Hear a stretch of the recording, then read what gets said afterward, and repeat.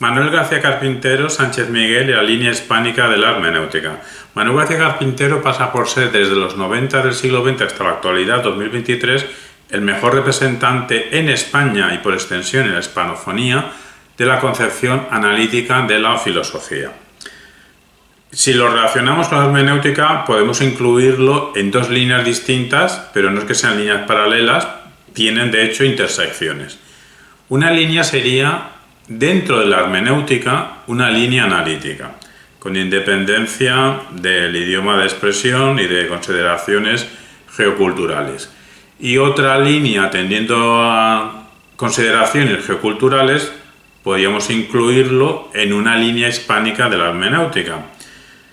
¿Por qué podemos incluirlo en una línea analítica dentro de la hermenéutica? Bueno, es fácil demostrar que Manuel García Carpintero opera desde las coordenadas de sea lo que sea la filosofía analítica, pues desde esas coordenadas opera él. Se puede apreciar en su libro Las palabras y las cosas.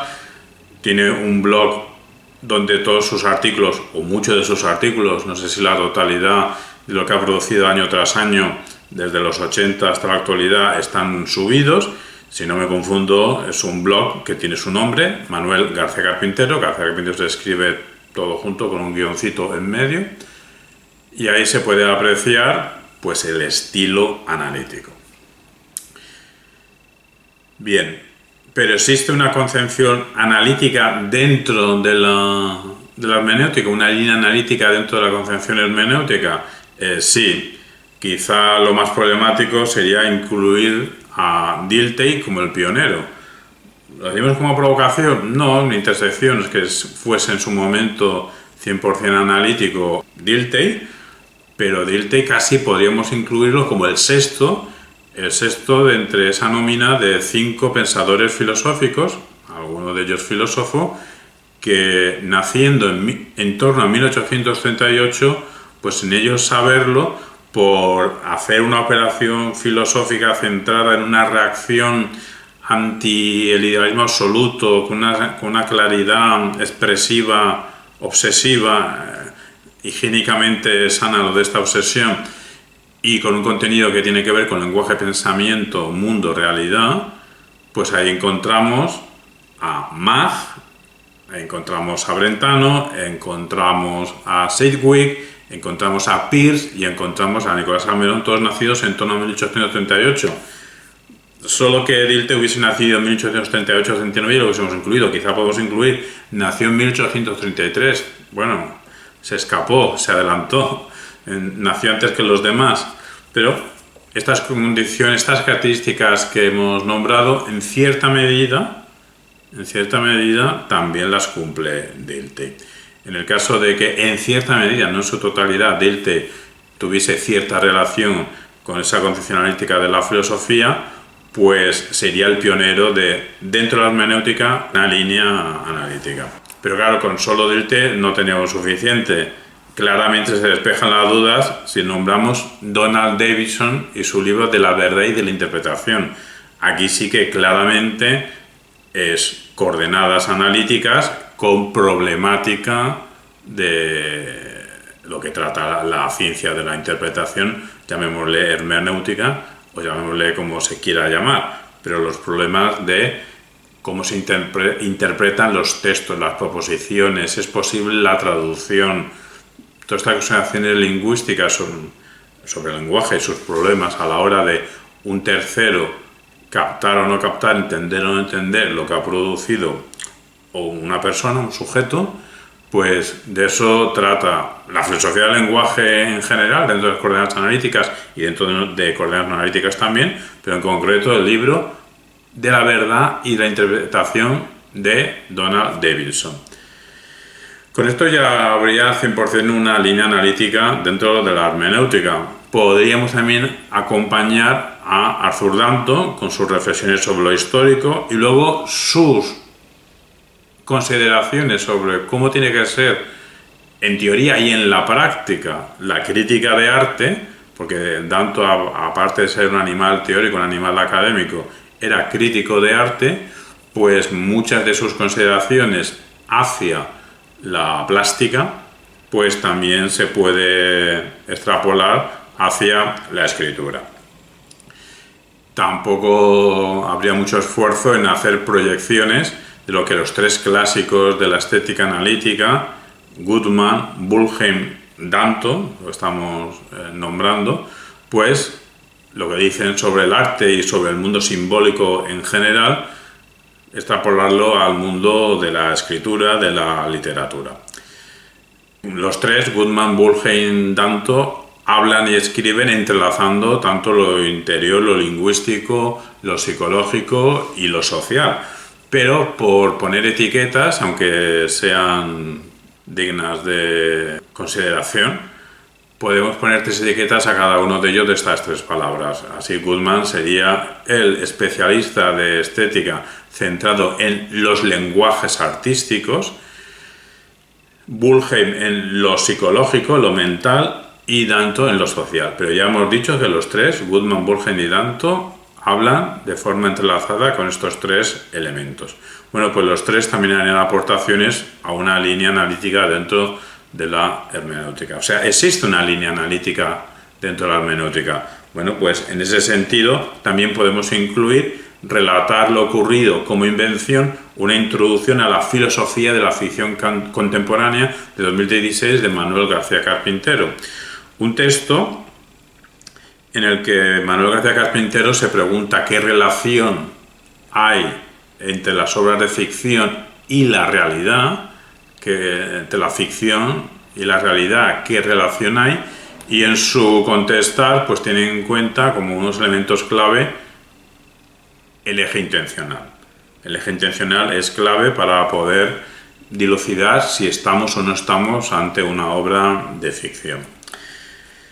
Bien, ya tenemos claro que al menos a Manuel García Carpintero lo podemos incluir en la nómina analítica dentro de la hermenéutica. ¿Y podemos incluirlo en una nómina de la línea hispánica? Si hubiese una línea hispánica, sí, hay una línea hispánica dentro de la hermenéutica, claro que lo hay.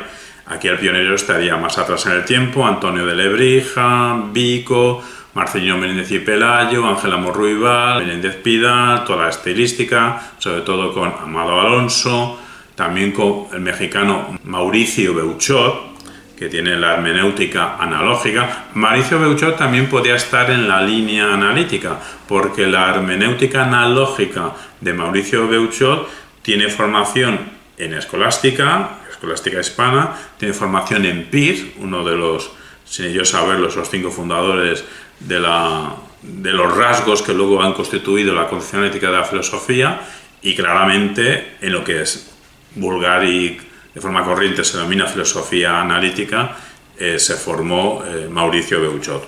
Por eso que Mauricio Beuchot también estaría en las dos líneas, la línea analítica dentro de la hermenéutica y la línea hispánica hermenéutica. Algo parecido pasaría con Emilio Lledó. Algo parecido también pasaría con Emilio Lledó, que en cierta medida puede ser considerado un pensador filosófico afín, con cierta simpatía, con cierta concepción de la concepción analítica de la filosofía y con mayor claridad de estar en analítica, Manuel García Carpintero. Entonces, solo por cuestiones geográfico-culturales, de ser español, vivir en Barcelona, pues ya estaría en la concepción hispánica de la hermenéutica. Alguno podría decir, es que te olvidas que Manuel García Carpintero principalmente sus papers los escribe en inglés. Mayoritariamente la lengua en la que se expresa es inglés. Sí, Manuel García Carpintero no siente una necesidad de tener que hacer bandera de vamos a hacer filosofía única, exclusivamente en español, para así recuperar o avanzar todavía más cierta tradición española, etc. Sus motivaciones son estrictamente filosóficas. Él intenta trabajar lo mejor que pueda en cierta concepción de la filosofía analítica, que sociológicamente tiene que ver con hacer ciertos artículos que se publican en ciertas revistas que de momento, en las últimas décadas, pues ese momento que son ya varias décadas, pues es en ámbito anglosajón, con ya sea Inglaterra, Reino Unido, Estados Unidos, Australia, escribiéndose en inglés. Entonces, mayoritariamente, un porcentaje muy elevado de la producción filosófica, el pensamiento filosófico de Manuel García Carpintero se realiza en inglés, porque su motivación es eficacia comunicativa. Si en el ámbito en el que él quiere operar se expresa mayoritariamente en inglés, pues él escribe en inglés. Lo cual no quiere decir que no tenga libros en español, no tenga también artículos en español, no tenga contribuciones con capítulos en libros en español, y en concreto este libro, que es el que toca un tema 100% hermenéutico de la relación entre la ficción y la realidad, pues está escrito, publicado en español. Entonces sí que estaría Manuel García Carpintero dentro de la línea hispánica de la hermenéutica. Pensando en personas como Manuel García Carpintero, a veces se dice: la mejor filosofía española se escribe en inglés. Porque ya os estoy diciendo que la mayoría de los artículos y contribuciones filosóficas están escritas en inglés por Manuel García Carpintero. Yo lo diría de otra manera. Yo diría que las mejores contribuciones filosóficas en el idioma inglés están realizadas por no anglosajones, no estadounidenses, no británicos, no australianos, por españoles o hispanos en general, como Manuel García Carpintero Sánchez Miguel. Bueno, pues a continuación pasamos a exponer un breve material para defender la tesis que sostenemos aquí, que Manuel García Carpintero Sánchez Miguel pertenece a la línea hispánica de la hermenéutica. Añadimos, aunque no lo vamos ahora a desarrollar, que también pertenecería a una línea analítica de la hermenéutica. Vamos ahora, solo un momento, a Manuel García Carpintero Sánchez Miguel y su libro Relatar lo ocurrido como invención, una introducción a la filosofía de la ficción contemporánea. Solo con el subtítulo ya veis que existe el sintagma filosofía de la ficción contemporánea. Quiero decir, el problema de la ficción es otro de esos 2 o 3 o 4 problemas gordos de la hermenéutica. Entonces, claramente está tratando aquí García Carpintero un problema hermenéutico desde una tradición supuestamente no hermenéutica, como es la concepción analítica. Hay una tesis filosófica sobre lo ficcional, sobre poner la referencia en algo ficcional, poner el adjetivo poco usual de fictiva, referencia fictiva, no es un adjetivo muy usual, que podría formularse así dicha tesis. En las ficciones no se hace referencia a objetos reales. Los objetos, de comillas, de que se hablan las ficciones son meros productos de la imaginación del autor. Bueno, se pregunta García Carpintero, ¿es esto correcto de que todo es imaginativo, nada es real en las ficciones del autor de turno? Nos pone como ejemplo que a primera vista diríamos que Guerra y Paz trata sobre otras cosas, pero trata también sobre Napoleón y la incidencia de las guerras napoleónicas en Rusia. Eso que decíamos de Menéndez Pelayo, que su pregunta es súper básica, pero que va al grano, ¿de qué trata? ¿De qué trata Guerra y Paz? Pues, entre otras cosas, de guerras napoleónicas en Rusia. Es decir, un fenómeno histórico real. Así se pregunta García Carpintero si es posible afirmar en una ficción algo verdadero acerca de la realidad. En un poema, en una novela, en algo que claramente el autor dice esto es una ficción, aunque no lo diga literalmente, pero la manera de escribir, ahí dentro puede haber algún contenido informativo para nosotros acerca de la realidad y que incluso nos aporte conocimiento. Se pregunta, ¿no debe también ser posible hacer referencia a elementos de esa realidad? Precisa García Carpintero que la clave está en la intencionalidad. Al menos en lo que respecta a la clasificación de las obras en una determinada categoría, es decir, ¿esta categoría es de ficción o no ficción? Cuando vamos a una librería, cuando vamos a un portal de internet de venta de libros, hay varias categorías. Y una categoría es obras de ficción. Otra categoría, Obras de no ficción. Y filosofía, ¿dónde la ponemos? ¿No? Normalmente se pone en obras de no ficción, aunque en muchos casos eso sería discutible con algunos ejemplares concretos. También, para poder decir si algo es una novela o es una poesía, necesitamos unas categorías. Pues para García Carpintero la categoría principal son las intenciones de sus autores. Eso es determinante a la hora de poder razonar si algo es una obra de ficción o algo de no ficción. Se realiza García Carpintero unas preguntas muy interesantes, que son las que voy a sintetizar lo único que quería decir con él, que es las preguntas que se hace son: ¿cuáles son las diferencias entre abordar estas cuestiones que tienen que ver con lo imaginario en la manera que se desarrolla en el género filosófico o en el género de ficción? ¿Lo imaginario se trata de una manera distinta en filosofía que en una novela?